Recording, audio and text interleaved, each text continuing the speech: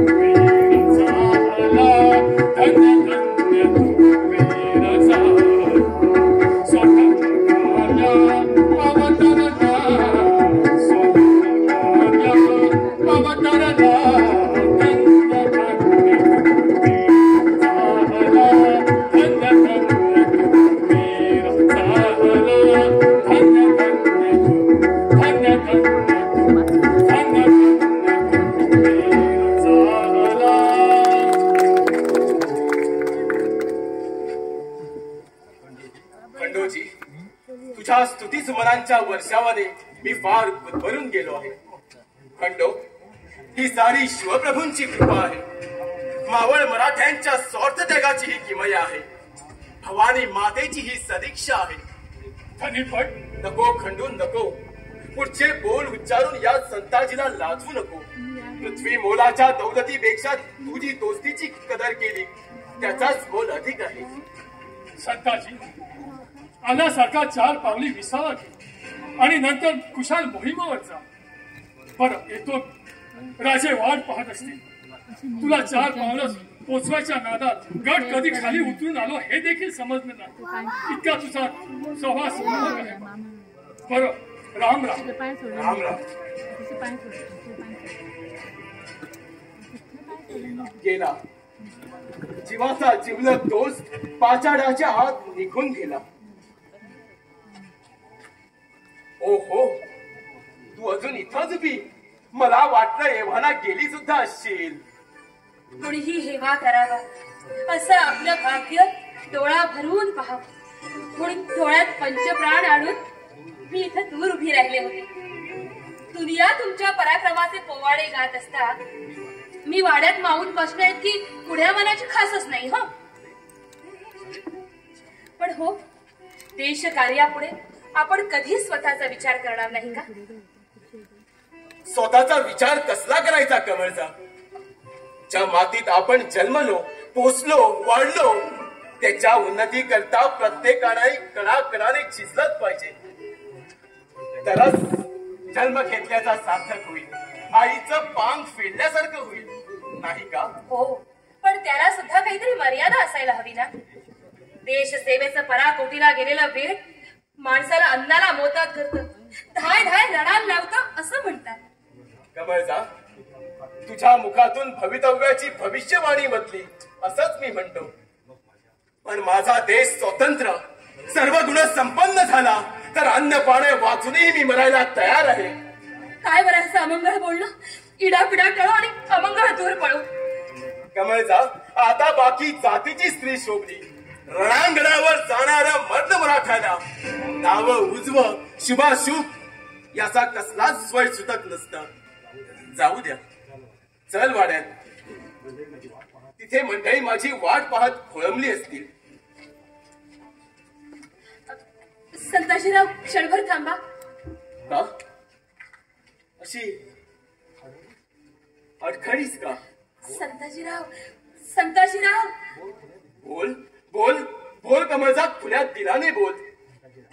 संताजीराव. कमळचा, नाही, काही नाही, काही नाही. कमळचा, दैवाला रुचलं, नियतीला पटलं तर तुझा मनोगत मी मनमोकळेपणाने पुरं करील. चल चल आता. काय रे, असा लपाछपत चोरासारखा कुठे निघत होतास?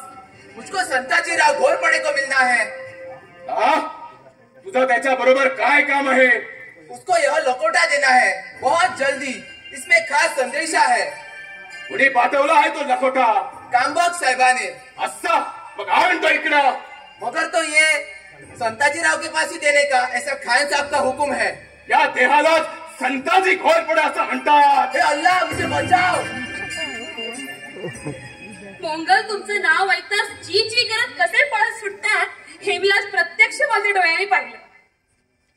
संताजी घोरपड़े यास लाख लाख बार कोटीसा खत मजबूरत से लिहावे लागत आहे. आपण आमचा दाणा गोटा लुटून हस्त केला, रसद तोडली, तेव्हा आपण सांगाल त्या शर्तीवर आम्ही तह करायला राजी आहोत. तरी एक वार समक्ष मुलाखतीस अहमदनगर येथे भेटावे. आपली मार्ग प्रतीक्षा करीत आहोत. आपल्या वाटेकडे नजर लावून बसलेला आपला दास कामबक्ष. असं एकूण नाक दाबल्यावर तोंड उखललंच काय? रसद तोडली तेव्हा तडजोडीची बोलणी करावीशी वाटली. कमालचा, तू परसोजीला घोडी तयार करायला सांग. मला लागोलाग घोडीवर मान टाकून निघायलाच पाहिजे. पण 4 दिवसांनी गेलात तर नाही का चालणार? कमालचा, क्षणाचाही विलंब राजाची उलथापालट करू शकते. काम पक्षाचा काय मनसुबा आहे हे मला जाणून घेतलंच पाहिजे. तू हो पुढे, मी खंडोळीची गारबेड घेऊन आलोच. देश काजा पुढे यांना स्वतःच्या देहाची सुद्धा शुद्ध नाही. संताजीराव, संताजीराव. बसरे परिमळ तव सुयशाचा, बसरे परिमळ तव सुयशाचा, बसरे परिमळ तव सुयशाचा, सुगंध बसरे स्तुती सुमनाचा, सुगंध बसरे स्तुती सुमनाचा, रे परिमळ तव सुयशा.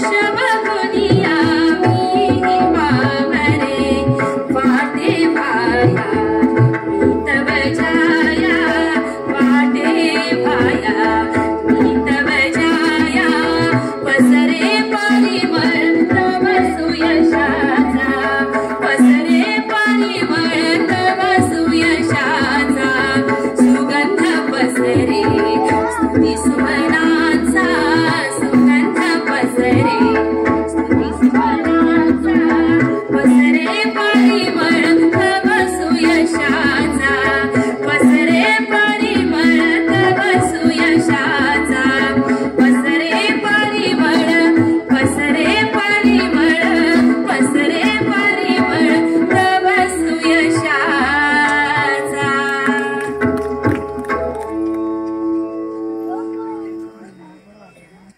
जय जयकार, जय जयकार. तिकडे पहावं तिथं संताजीचा जय जयकार. हा धनाजी जाधव कोणाच्या खिसगणितही नाही. महाराजा पान संताजीला आणि मुष्टी पत्रावर या धनाजीला नाही. हे कदापि सहन करणार नाही. माझ्या मार्गातील त्या संताजीची धोंड मी उलटून टाकणारच. राम राम सर सेनापती. राम राम. घ्या या गरीबाचा. ओल्या जखमीवर मी चोळ्यात काय अर्थ आहे नागोजी? सर सेनापती नाही तर सर सेनापतीचा हातचा हक्काचं बावला आहे मी बावला. असे निराश का होता? सर सेनापती पदाची वस्त्रे आता तुमच्यापासून दूर नाही. म्हणजे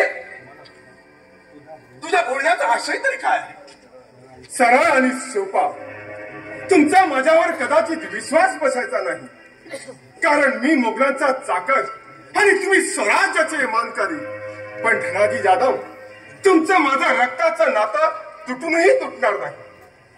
या काळजाला झालेल्या जखमा या काळजाला झाल्याशिवाय कशा राहतील? तुम्ही विश्वास ठेवा अगर ठेवू नका. पण आपल्या पायाने सर सेनापती पदाची वस्त्रे आपल्याकडे चालून आली आहे. आपल्या पायाला सुवर्णी संधी चालू लागली आहे. परमभाग्याची गोष्ट. बोल नागोजी बोल. कुठल्या शकलानीचा संताजीचा निकाल लावताय? सबूर सबूर असे उताळीत होऊ नका. संताजीचा विनाश का त्यांच्याकडे आपल्या पायाने चालत गेला आहे. मतलब मतलब मतलब हा लखोटा वाचा म्हणजे कळेल तुम्हाला.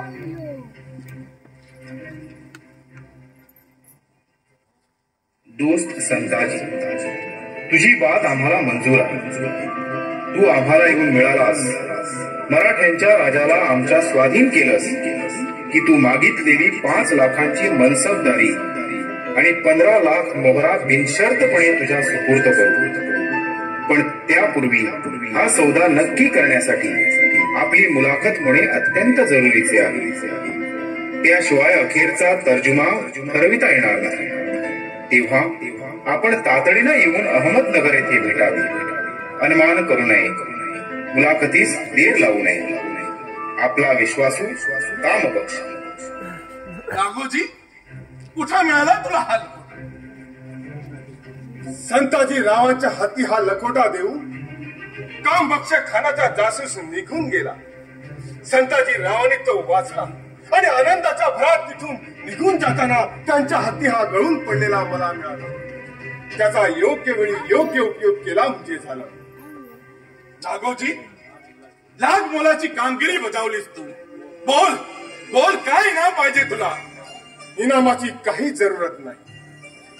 मी आपल्याला उपयोगी पडलो यातच मला धन्यता वाटत आहे. पण मोगलांची चाकरी सोडून स्वराज्याच्या दिमतीला यावा असा माझा मनसूबा आहे. तेव्हा तुमची शिपारी व्हावी एवढीच मनीषा. आणि म्हणूनच पहिला मोका मिळतात पहिला नेकरचा फर्ज आपल्या पायी रुजू केला आहे. जरूर जरूर, तुझा मनसुबा जरूर पुरा होईल. मेहरबानी आपली. तुम्हाला लवकरच सरसेनापती पदाची वस्त्रे मिळाली. तुम्ही या महाराष्ट्राचे सरसेनापती होणार असून हा पहिला मानाचा मुजरा. नागोजी, पुढला पवित्रा कसा टाकायचा हा विचार करून पाऊल टाकतो. येतो मी. राम राम. राम राम.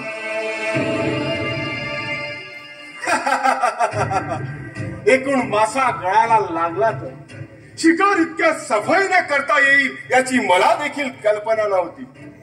चला, पिसाळ्यानं सांगितल्यावर हुकूम कामगिरी तर फत्ते गेली. आता खानापुढे इनाम पत्करासाठी बेधडकपणे हात पसायला कोणतीच आडकाठी उरली नाही. संताजी, आमच्या हातातोंडाशी आलेला कमळाचा घास तू हिरावून घेतलास पण आम्ही तुला तो पाचू पण येणार नाही याची कुराण बाळगून ठेव.